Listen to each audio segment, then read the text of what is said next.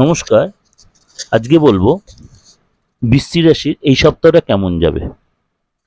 বৃশ্চিক রাশির এই সপ্তাহ বলতে 22শে জুলাই টু 28শে জুলাই 2024 সারাটা সপ্তাহ কেমন যাবে। অবশ্যই জানার আগে জেনে নিই গ্রহগত সিচুয়েশনটা। এই মাসটা বা এই সপ্তাহটা কিন্তু শ্রাবণ মাস অলরেডি পড়ে গেছে, অর্থাৎ দেবাদিদেব মহাদেবের মাস এটা পড়ে গেছে।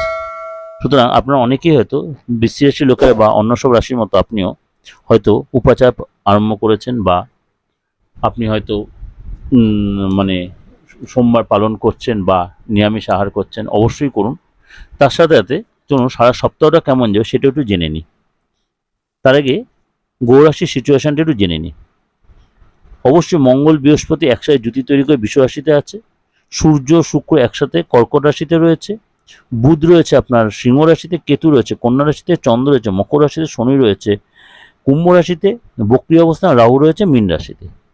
এই সিচুয়েশনে আপনার এই সপ্তাহটা কেমন যাবে, অর্থাৎ বৃশ্চিক রাশি এই সপ্তাহটা কেমন যাবে। আপনার কিন্তু এই সপ্তাহে নতুন কোনো যোগাযোগ আসতে পারে, নতুন কোনো শেখার মানসিকতা তৈরি হতে পারে। আপনি নতুন কাউকে শিখতে, নতুন কোনো লোকের সাথে আপনি কোনো প্ল্যান প্রোগ্রাম করতে পারেন। কিন্তু শরীরটা নিয়ে ডিস্টার্ব হতে হয়, বিশেষ করে জ্বর, ভাইরাল ফিভার, ইএনটির প্রবলেম, পেটের প্রবলেম, এরকম কোনো প্রবলেম বা ঘাড়ের ব্যথা এরকম কিছু হতে পারে। আপনার যে সন্তান থেকে থাকে, সন্তানের জন্য অর্থ খরচ, অর্থাৎ ইনকাম হবে যেমনি খরচও কিন্তু হবে।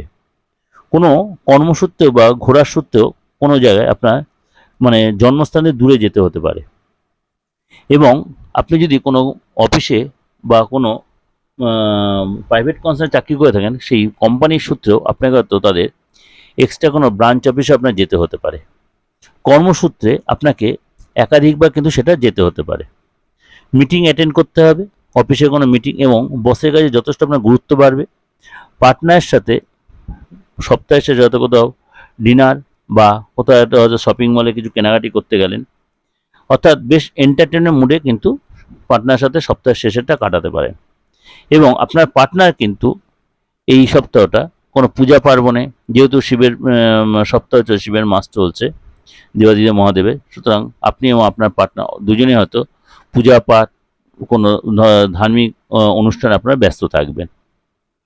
যে ওভারঅল কিন্তু সময়টা আপনাদের অনেকটাই ফেভারে, খালি শরীরটা একটু মাঝে মাঝে ডিস্টার্ব করে, সেজন্য খাদ্য দেওয়ার পরে আপনাকে একটু কন্ট্রোল করে চলতে হবে। ওভারঅল এই ডিসকাশনটা দিলাম দিগদর্শন মন্ত্র চ্যানেলে। এই দিগদর্শন মন্ত্রের মতো আমার দিগদর্শন বলে আরেকটা চ্যানেল রয়েছে, যেটা আপনারা নিয়মিত ভিউয়ার্স তারা জানেন, যারা নতুন ভিউয়ার্স তাদের জন্য বলছি। অবশ্যই যদি ভালো লাগে চ্যানেল দুটি অবশ্যই সাবস্ক্রাইব করে নোটিফিকেশন বেলটা অন করে প্রত্যেকটা প্রোগ্রাম সবার আগে আপনাকে পৌঁছে যাবে। ভালো লাগলে লাইক করবেন, যত পারেন লোকে শেয়ার করবেন। যদি আমার সাথে যোগাযোগ করতে হয় অবশ্যই বুকিং নেয় ফোন করে নেবেন। আপনার যে কোনো প্রয়োজনে, আপনার যদি নিজের হরোস্কোপটা বা থাকে বা নাও থাকে, আপনি দেশের যে কোনো প্রান্ত থেকে আপনার হাতটা দেখে ফেসটা রিড করি আপনার মূল্যবান ভবিষ্যৎ অবশ্যই জানতে পারবেন। স্কলে আমার ফোন নাম্বার রয়েছে বা বুকিং নাম্বার রয়েছে, অবশ্যই বুকিং নিয়ে ফোন করে ডিটেল জেনে নেবেন। নমস্কার। সারাটা সপ্তাহ ভালোভাবে কাটুন।